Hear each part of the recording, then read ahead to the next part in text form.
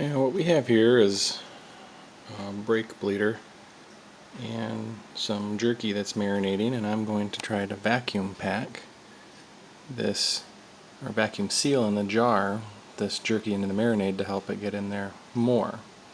But in doing so, I kind of wanted to share this whole kind of vacuum sealing process. Food Saver makes the vacuum sealers that have the tubes that allow you to put these little things right there on top of the jars and vacuum seal them. I found online where you can do it by hand with a brake bleeder, which we got at Harbor Freight. And all you really need to do is take your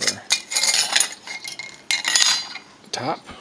I just jammed a couple arm roasts sliced up thin with a multitude of deliciousness in regards to some brown sugar, soy sauce, Worcestershire sauce, Tony Chichiri sauce, or seasoning.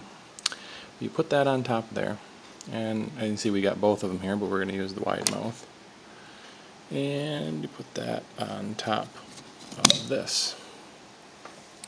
You then, as you see here, we got the brake bleeder came with its own tubes, and this tube goes to right about here. And when we bought the Food Saver tube online for a couple bucks, that allowed us to plug into the Food Saver. Well, since we don't have one, the tube actually fits in there nice and snugly, so we didn't even have to do much. Then you take this top and just push it down in the middle and go to town with squeezing. And the idea is to try to get it to over 15. And as you can see, as you're doing this, bubbles are coming up, air's coming up. So that should mean it's working fairly well. If you use really good glass jars, there's no problem with pressure over 15 from all the research we did. If it's cracked already, it'd be a problem.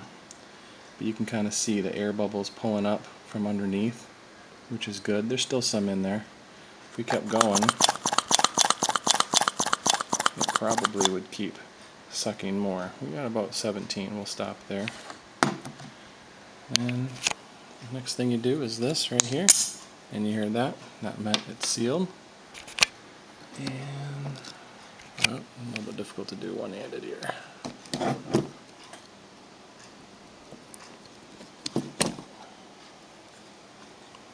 No mess. And I can lift with the lid.